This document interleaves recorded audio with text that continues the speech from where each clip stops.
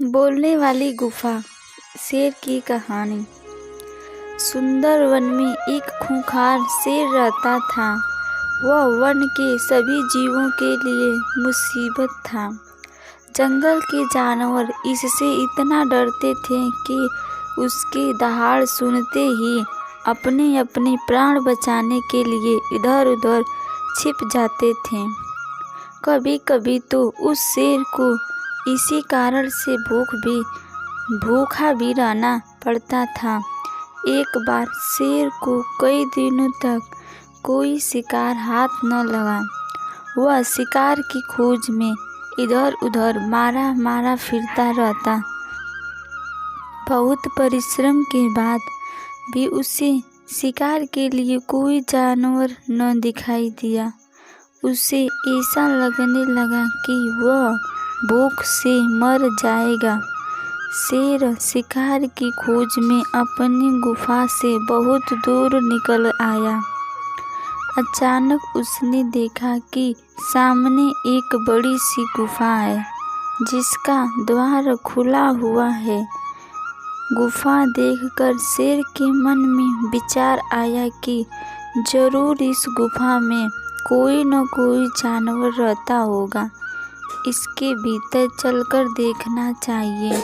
हो सकता है कि कोई शिकार अंदर बैठा हो। यह सोचकर शेर गुफा के अंदर चला गया, लेकिन इस समय गुफा में कोई न था। शेर ने सोचा, मुझे इसके भीतर चुपचाप लेटे रहना चाहिए। अंधेरा होने पर गुफा में रहने वाला जानवर अवश्य ही आएगा। तब मैं उसका शिकार करके अपनी भूख मिटा लूँगा। कुछ समय बाद अंधेरा होने लगा।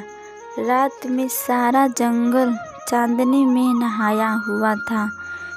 चंद्रमा के प्रकाश से में सब कुछ साफ साफ दिखाई दे रहा था।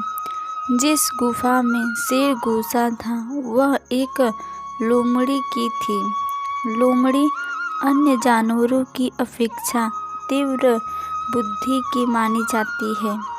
रात होने पर लोमड़ी अपनी गुफा की ओर लौट रही थी।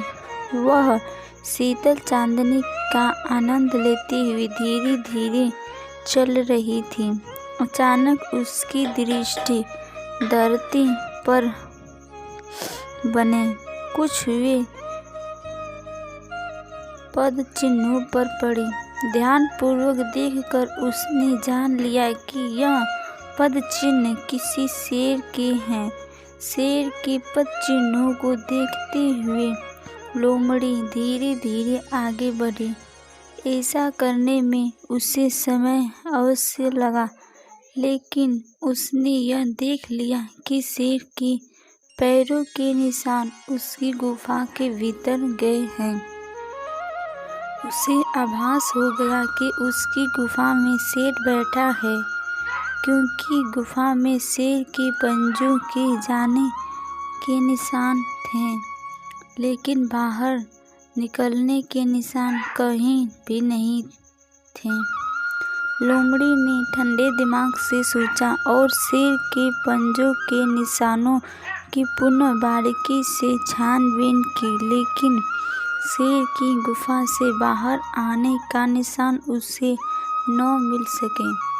उसे विश्वास हो गया कि शेर अभी तक गुफा के अंदर ही है, जो कि अंदर जाते ही उस पर हमला कर देगा।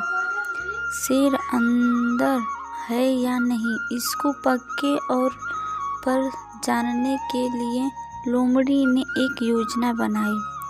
वह गुफा की तरफ मुंह करके ऊंची आवाज में बोली, कहिए गुफा जी, सब ठीक ठाक तो है न? क्या मैं रात बिताने के लिए आपके भीतर आ सकती हूँ? शेर गुफा के अंदर ही था, लेकिन वह चुप रहा। वह लोमड़ी के भीतर आने की प्रतीक्षा कर रहा था। लोमड़ी ने एक बार पुनः प्रश्न को दोहराया, गुफा ओ मेरी प्यारी गुफा, आज आप चुप क्यों हो? मुझे बताती क्यों नहीं कि मैं भीतर आऊं या कि न आऊं? पहले तो कभी भी आप इस तरह शांत न रहती थीं। एक बार के पूछने में ही आप उत्तर दे देती थीं। आज आपको क्या हो गया? जब तक आप मुझे अंदर आने के लिए न कहोगी, तब तक मैं भीतर नहीं आऊंगी। लोमड़ी की बातों को सुनकर शेर असमंजस में पड़ गया। वह यह नहीं सोच पा रहा था कि अब क्या करे। वह चुपचाप अंदर ही बैठा रहा। लोमड़ी ने दोबारा गुफा से दूसरे तरीके से बात करने की सोची। इस बार उसने कहा, मेरी प्यारी गुफा, आपके चुप रहने का रहस्य मैं जान रही हूँ। आज भीतर अवश्य ही कोई खूंखार जानवर बैठा है। इसके कारण आप मुझसे बात नहीं कर रही हैं। अच्छा, तो मैं चलती हूँ। शेर को लगा कि शिकार हाथ से निकल रहा है। उसने सोचा कि जरूर यह गुफा लोमड़ी से बात करती होगी। मेरे डर के मारे गुफा आज लोमड़ी से बात नहीं कर रही है। चलो, गुफा की तरफ से मैं ही बोलता हूँ। यह सोचकर शेर आवाज़ बदल कर बोला, अरे जरा रुको प्यारे लोमड़ी, मैं गहरी नींद में सो रही थी, इसलिए आपसे बात न कर सकी। अंदर सब ठीक है। आप बिना भय और संदेह के अंदर चले आओ। लोमड़ी की चाल सफल हुई। वह पहचान गई कि गुफा के अंदर से आने वाली आवाज़ शेर की है। उसे पूरा विश्वास हो गया कि शेर अभी तक गुफा के भीतर बैठा है। जैसे एक शेर कभी घास नहीं खाता, उसी तरह गुफा कभी बोल नहीं सकता। हुजूर, आप आराम से रात भर मेरी गुफा में रहें। शुभ रात्रि। यह कहकर लोमड़ी अपने प्राण बचाने के लिए सिर पर पांव रखकर वहां से भाग निकले। दोस्तों, इस कहानी से हमें यही शिक्षा मिलती है कि हमें अपने आप पर विश्वास रखना चाहिए और किसी के बहकावे में नहीं आना चाहिए। धन्यवाद।